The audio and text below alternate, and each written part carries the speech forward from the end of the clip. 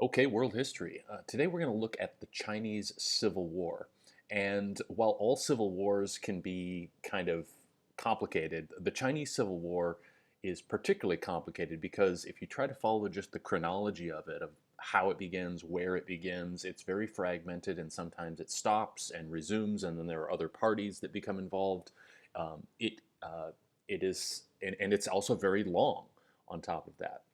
Today, we're going to look at three individuals, and through those three individuals, we're going to follow this chronology of how a civil war breaks out in China in the 1920s and 30s, and really it continues beyond that. But this is kind of the first phase. The first individual is kind of just a recap. You already were introduced to him last week, Dr. Sun Yat sen. In many ways, he was on his way to being kind of the George Washington figure of China in the early 1900s. But he dies in the 1920s and never has a chance to really fully implement his vision. Second individual is Chiang Kai shek, who's going to be Dr. Sun's successor. And the third individual is going to be Mao Zedong. Mao Zedong is going to go on to be an extremely important figure in Chinese history in the rest of the 20th century. So today we're going to look at Chiang and Mao and their conflict, which represents the Chinese Civil War in the 1920s and 30s, kind of the first phase of that. So this is just a quick recap. If you went back to the early 1900s, China staged its first revolution in 1911. That's when the Qing dynasty was overthrown.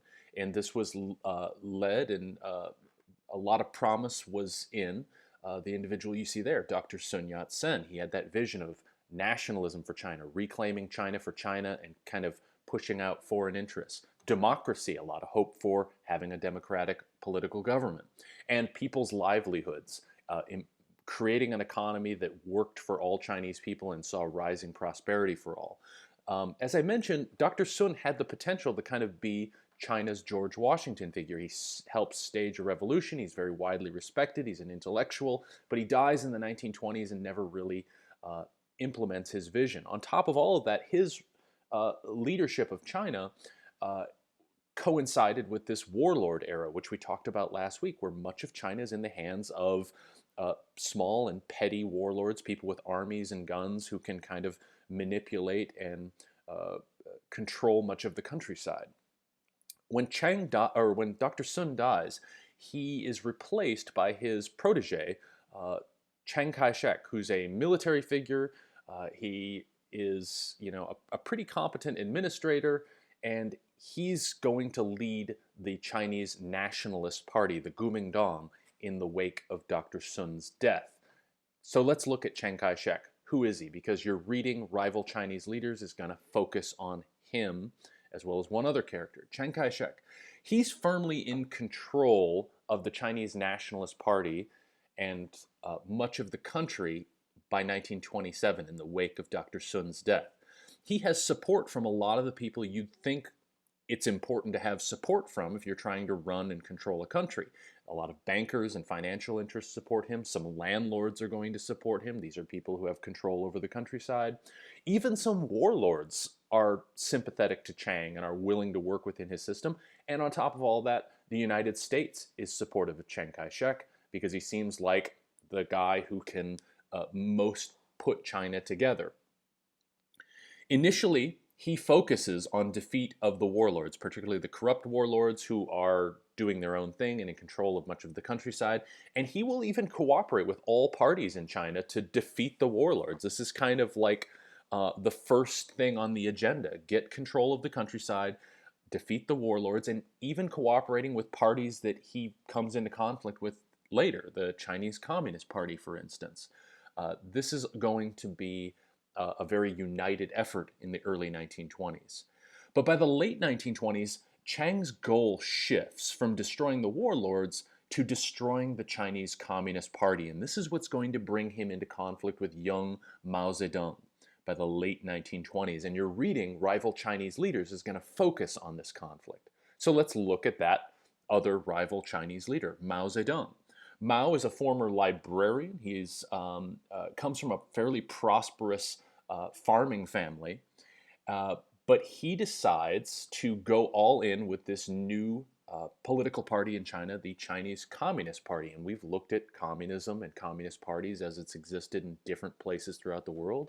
We looked at it in Cuba, we looked at it in Russia, the Soviet Union, and uh, a lot of the reason that Mao becomes a communist is because he and others like him believe that the nationalists led by Chiang are not doing enough for China, that they're in some cases corrupt, they're focused on their own power, they're being controlled by foreign interests, and that only the Communist Party is the path forward for China. The Chinese Communist Party, the CCP, believes in things that you'd expect a Communist Party to believe in, things like land redistribution, the collectivization of China's economy. These are all principles that Mao and the CCP wants to implement.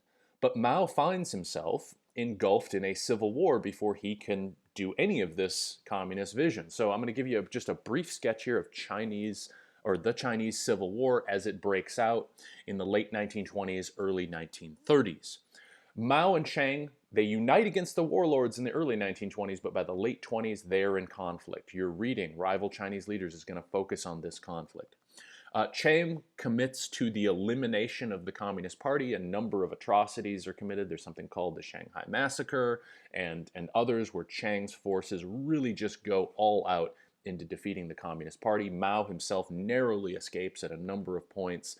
And it's at this point in the early 1930s when Chiang seems to hold all the cards and have the communists on the run that the communists make a fateful decision. And that decision is go to the countryside.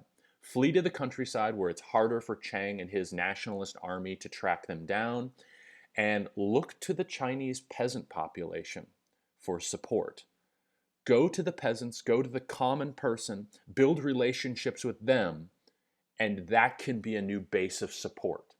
And it kind of works for the communists, as you're going to see in Rival Chinese Leaders as you're reading that. The Communist Party is in many ways born out of this cooperation and alliance with the common poor peasants of rural China. And for the next 10 plus years, this civil war is going to rage on between Chiang's nationalist forces and Mao's communist forces. And they're really going to be fighting for control of the countryside and ultimately for the future of China. There are going to be some disruptions to that, and it's not all nonstop raging battle. But we're going to see where that goes. So hopefully this screencast gives you an overview of Rival Chinese Leaders and helps you make better sense of that.